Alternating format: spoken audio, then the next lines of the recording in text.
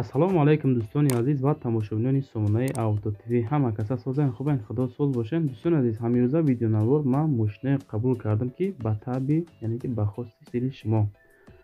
Агар дар шумо заминҳо, мошинҳо, хонаҳо, квартираҳо бошад, агар барои фурӯши реклама, имо WhatsApp, хубтараш WhatsApp дар экрани шумо ҳамин хона мошинтона видеонавор карда мо дорем ки мо рекламаш мекунем, фурӯштам мегузорем. Ҳамирӯза навор дорем Daewoo Nexi 2 дона, Opel Corsa дорем, Mercedes-Benz кузов 124, Kia Optima дорем, Opel Astra G дорем. Хулас навори зур шид аз 7000 сомонӣ сар мешава. Бо диққат тамошо кунед, маълумотро гӯш кунед. Кадомаш маъқул мешава, аз они канали мо занг зада масъала кунед. Ҳамин 99 гаре нардона бачаҳо. Баъд дар комментария нависен аз куҷо то чанд сома шумо да мошин дар кор, мо пешниҳод шумо мекунем. Лайкҳои бепала ҳатман занед, дар канал подписка кунед, эълонам сабт мекунем. Мегзарем ба якумин мошини фурӯшӣ. мошини якуми мо ҳастаи Opel Corsa дӯстони азиз ки соли 2008 сол дар ҳолати хуби техникӣ қарор дорад. хулас ки мошинча нахадой савдо мешавад бо нархи 50000 сомонӣ, бо муомила ҳам дорад.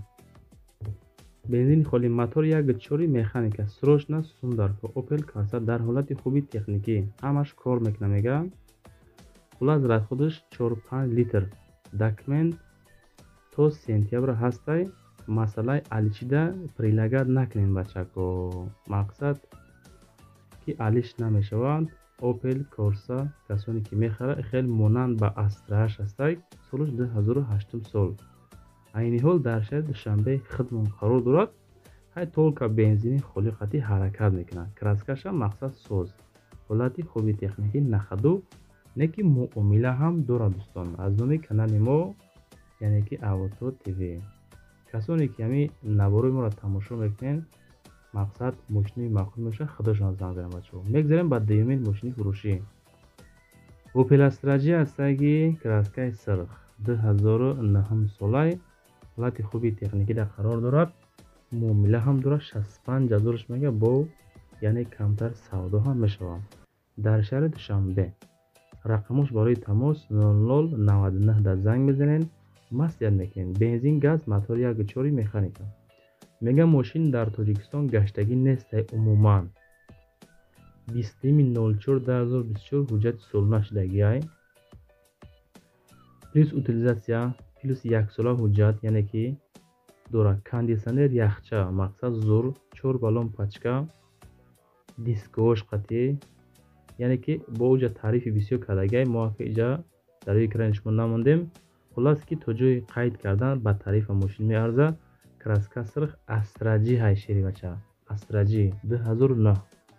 ҳай бо худакотон зангават карда маъқул боша, маслиҳат карда иншоаллоҳ мегирем иншоаллоҳ.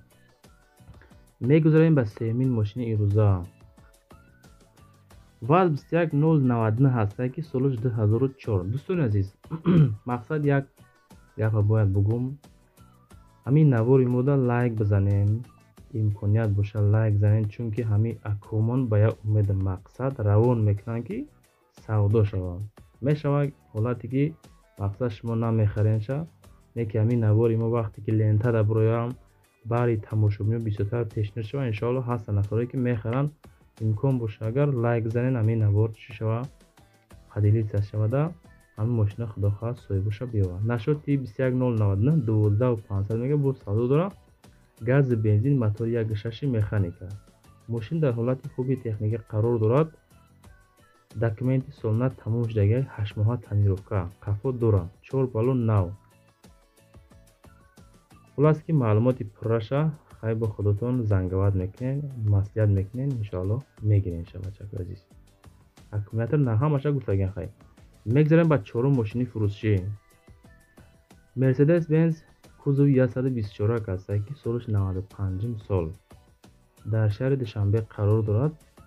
45000 сомаш мега бо савдо ҳам мекунад. краска сия 95 солаш. дарони мошин тоза. газ плюс бензин, мотор 1.8 механика. утилизатсия дора, техосмотр дора. краска нав, плюс кондитсионер дорад. номерош падарка. ҳай камтар овоз дора мошин мега то гарм шиданашам мақсад.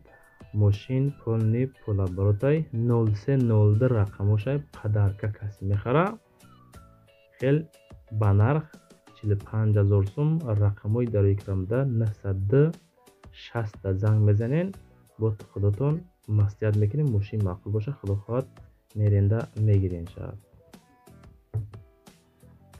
ана ака панҷум мошина тамошо куд дар комментари ҳозир бинавис ки чандум лайка зади шербача Kia Optima аста ки соли 2014 солай 68 000 сомонӣ меган бо савдо мекунаша 2004 гуфтам бахшиш 2014 сол рақамои 414 занг мезанем ахириш 46 68 бо савдо дора бензини холӣ мотор 2.4 автомат аст.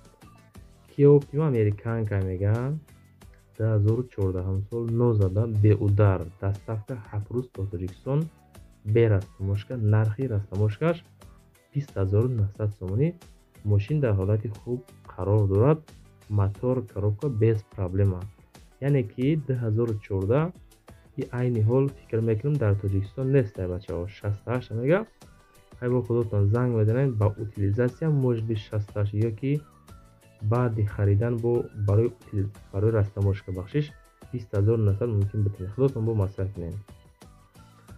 мегзарем ба шашум мошини фурӯшӣ Daewoo Nexi аста ки краскаи сафедша бениҳоят фурӯш мекунанд ки ами Nexi краскаи сафедша навор кунем краскаи сафед ки акр намедонам иқа бисёр фурӯш мекунанд 16000 сомонӣ меган бо савдо мешавад дар кони бодом қарор дорад номеру транзит бензин газ мотор 1.5 коробкаш механика фурӯшна савдо мешавад бо камтар муомила ҳам мекунанд шутами нархами мошин бачако аз номи канали мо гап занен автотип бо скидкаи гарантион мекунад 16000 муомила дора хулас дар кони бодон варианти алишира қайд накардан срочно дар ҳолати хуб қарор дора 6 моҳа техас мотор дорад дӯстон ҳамиқа маълумот хулас оиди Nexi мо қабул кардем дутон бо маслиҳат куненда мошин ки маъқул боша рафта бигирем дӯстони азиз.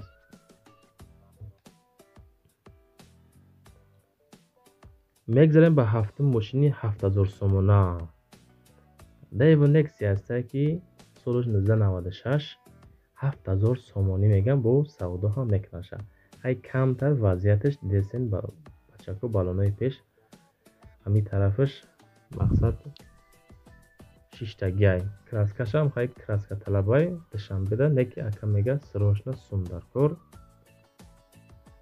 мотор обгузаронагиай ходовой 80% балоно 70% ҳуҷҷати солона надора муомила дора дар назди мошин дар шаҳри душанбе бачаҳои азиз хай худотон эҳтиёт кунед ҳамин лайкҳоро фақат бизанед навор падилид шава иншоалло савдо мешавад хай худотон эҳтиёт кунед.